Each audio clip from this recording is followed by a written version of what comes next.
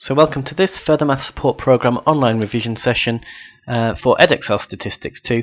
And in this session we're going to be looking at approximations. And what I mean by that is being able to use the Poisson as an approximate distribution to the binomial. Also to be able to use the normal as an approximation to the Poisson, and also, where appropriate, to use the normal as an approximation to the binomial. You also need to be able to know which approximation to use. A lot of questions will just say by choosing a suitable approximation. So you have to know the conditions that allow you to approximate. And I'll be looking at those as we talk through the questions. So first of all, January 2010, question 5. A cafe serves breakfast every morning. Customers arrive at breakfast at random at a rate of 1 every 6 minutes.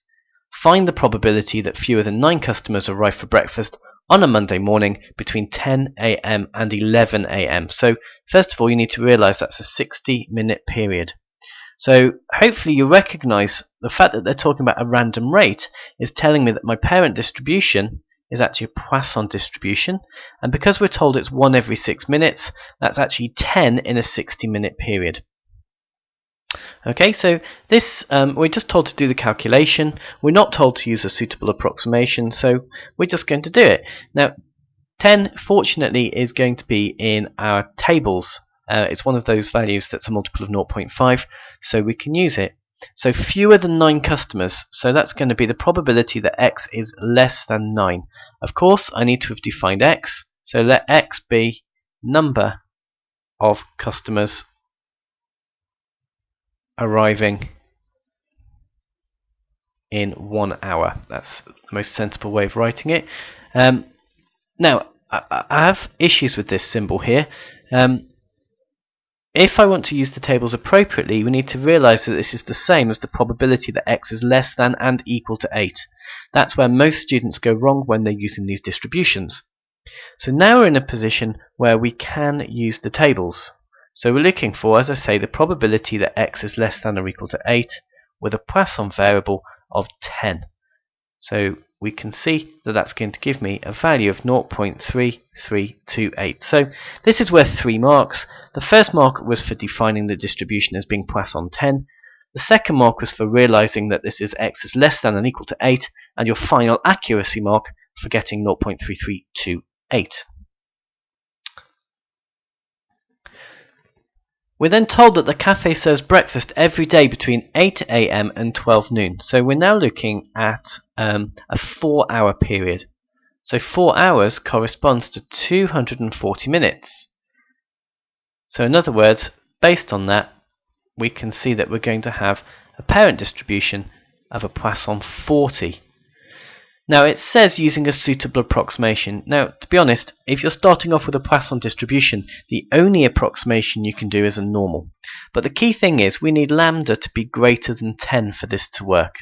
And we can see clearly here that that is correct. Okay, so we're now asked to do this. Now there's lots of issues when you're approximating this because the Poisson is a discrete distribution and we're trying to use the normal distribution to approximate it, which of course is continuous.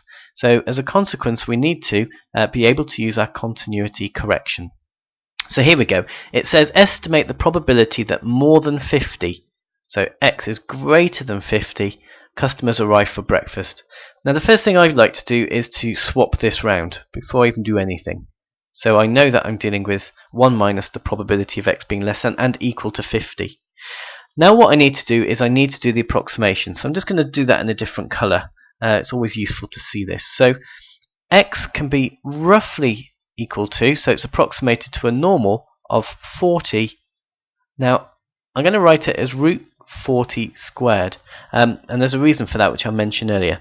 I know that the mean for Poisson is equal to lambda. I also know that the variance for Poisson is also equal to lambda. So this is why this is the approximation I'm going to use. The reason I write root 40 squared is because we get used to writing from S1 your variance as something squared, and this avoids you making slips as we go along. Now we need to apply continuity corrections, and that's because we're going from continuity. That's because we're going from a discrete to a continuous distribution. So we need to realize that 50 including 50 is actually anything that is 50.5 and below. Okay, now we should be using that symbol, shouldn't we? So we're now dealing with a normal distribution, so we need to standardize this thing. So from S1, Z is equal to X minus mu over sigma. So the Z value that I'm going to be dealing with is going to be 50.5 minus my value of mu, which is 40, divided by my sigma, which is root 40. So you can see how that's going to be quite important now. Now you would look this up in the tables. Okay, once we've done the calculation, let's go back again, sorry. So this Z value is going to equal 1.660. So we go back to our tables, and that tells me that I'm dealing with a probability of this. Okay, so the probability of X being less than 50.5 from the table is equal to 0.9515. So of course what I was looking for is 1 minus this, which is going to give me 0.0485. Okay, so this is worth 6 marks. So let me just go back through these and show you where the marks are allocated. So for this particular question, you're going to get 2 marks for getting to this point here. Okay, because it's an understanding that the Poisson variable is 40 and also that you are able to approximate it correctly. Okay, you then get a method mark for using the continuity correction correctly. You get a method mark for standardizing it correctly. So you get a lot of method marks here. You get an accuracy mark for getting the correct Z value, and then you get a final accuracy mark for getting the correct answer at the end. So there's a lot of method marks here that you need to be aware of. Now some of you may have done this on your graphical calculator. That's absolutely fine. You're more than welcome to do this, but please remember to make sure that you're using your continuity correction when you do that. Okay, so another question. Bim and Joe play each other at badminton, and for each game, independently of all others, the probability that Bim loses is 0.2. And we're asked to find the probability that in 9 games, Bim loses exactly 3 of the games. So the first thing we need to do is just get our heads around what distribution we're dealing with. Now, it's acting independently, we're doing it a fixed number of times, and there's a probability that Bim loses. So if we let X be the number of times Bim loses, then we can see that X is going to follow a binomial distribution of 9, 0.2. Okay, now 0.2 is good because that's a probability that is from the tables. And I want the probability of winning exactly 3 games. Now, you could do this by formula.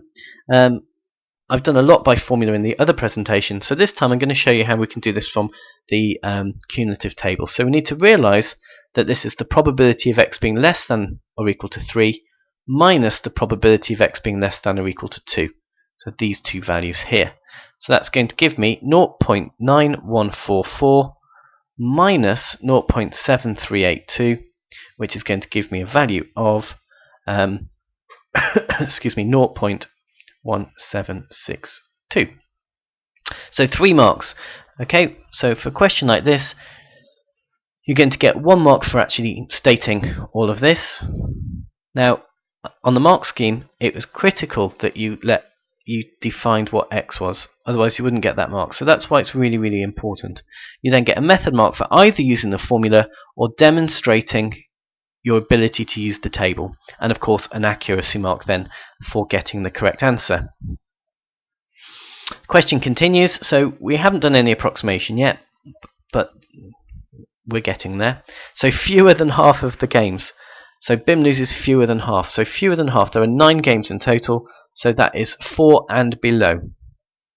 So this is quite nice. 2 marks. 1 for translating fewer than half into the probability that's given. And then you get 1 mark for picking out the correct value from the table. Okay, and of course there will be accuracy, 3 significant figures or better. Bim attends coaching sessions for 2 months. After completing the coaching, the probability that loses each game independently of all others is now 0.05.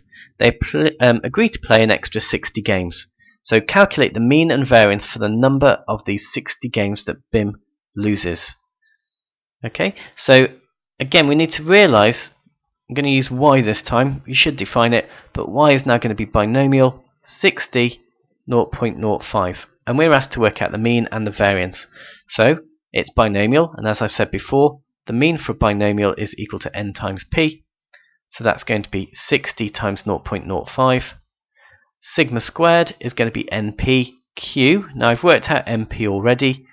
Just work that through actually. That's going to be 3. So that's going to be 3 times by 0.95, which is going to give me a value of 2.85. Of course, you can leave these as fractions. There's nothing wrong with that. So you could have written, what would it be, 57 over 20 for that one would be perfectly acceptable. So 2 marks, 1 for the mean and 1 for the variance. So part D, we're now asked to use a suitable approximation to calculate the probability of losing more than 4 games. So again, our original distribution, y, was binomial 60, 0.05. So we need to make a decision here because the binomial can either be approximated to the Poisson or it can be approximated to the normal. And there's a bit of a giveaway, and that is to calculate NP. Okay, so if you calculate NP, we get 3. Now, if NP is less than 10, we can approximate it as a Poisson. If NP is greater than 10, we approximate it as a normal. And that's a pretty useful rule of thumb. Okay. Also, of course, n has to be large, p has to be small for you to use a Poisson distribution. They're the sort of standard things, but this is a useful check if you're not asked to do that. So we're going to approximate y as a Poisson 3, which is great news because 3 is a multiple of 0.5, so it's in my tables. So getting to this point, you've picked up a mark. So we're now asked to work out the probability of losing more than 4. Again, my inequality is pointing the wrong way, so this is the probability of y being less than and equal to 4. And this can then be found from tables. So, and lambda is equal to 3. So if I want to work out 1 minus the probability of y being less than or equal to 4, I can read that from the table, 0.8153. Subtract that through, and that gives me 0.1847. Okay, so your final 2 marks, you get 1 mark for recognizing that we need to do 1 minus this, and you get an accuracy mark for getting the correct answer at the end. So I'd like to just look at part of a question for this final bit, because really it's the approximation. Now this links to hypothesis testing as well, which is in a different recording, but I will do the full version so you can see what's going on. So during refurbishment, a new sandwich display was installed. Before the refurbishment, 20% of customers bought sandwiches. The shopkeeper claims that the proportion of customers buying sandwiches has now increased. Okay, so I'll go through hypothesis testing in more detail in a different recording, but I say I'll go through everything now. He selects a random sample of 120, so call that n, and he finds that 31 of them have bought sandwiches. So that's called a test statistic, which you'll learn more about in a later recording. So we can set some hypotheses. Again, don't worry about these for now. It's more about the approximation that I'm interested in this aspect. Increased, so it's greater than 0.2. So we know, if we look at this, we're going to let S be the number who buy sandwiches. Okay, and just by looking at it, we can see that S can be modelled as a binomial distribution. There are 120 people buying sandwiches, and what we're stating here is that the probability is 0.2.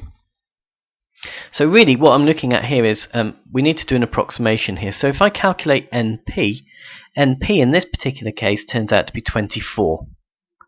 So using what I said on the previous slide, NP is greater than 10, so I'm going to go to a normal distribution. So to do a normal distribution, what I need is NP, which is 24, but I also need the variance. So the variance is found by doing NP times by Q. So NP is 24 times by 0.8, which is going to give me 19.2. So as before, I'm going to write this as the square root of 19.2 squared, just to make life a little bit easier when we do this. Now, The best way of tackling this hypothesis test is to use this thing called a test statistic. And what we can work out is the probability, and the hypothesis gives this away, the probability that S is greater than or equal to 31. You work out the probability of being above your test statistic. Now I'm going to change ink color again because I'm now going to do the approximation. So if I do the approximation, again we need to be very consciously aware. First of all, if I turn this round, this is going to give me the probability of S being less than 31, and then applying continuity gives me less than and equal to 30.5, because I'm not allowed to be 31. Okay, so really what I'm interested in here now is to work out the probability. So to do this, again I need to standardize, so Z is equal to X minus mu1 sigma. So this is going to be X, which is my 30.5, minus my mean, which is 24, over the square root of 19.2, which is going to give me 1.48. Again, we can only really use Z values to 2 decimal places because that's all we can read from the table. So the probability that your Z is less than or equal to 1.48 is equal to 0.9306. So I want 1 minus that from the previous part of the question, which is going to be 0.0694. Now to complete the hypothesis test, what we do is we compare that to the significance level. So we can see here that 0.0694 is less than the 10% that we've got. So what that's going to lead me to do is to reject H0. Okay, as I say, you'll do hypothesis testing in a different recording, but I was really wanting the approximation here. So we reject H0. There is significant evidence to suggest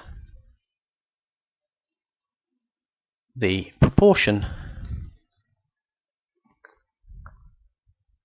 of customers buying sandwiches has increased. And it's really important that you actually write all of this out, and you can just basically pick it up from the question really.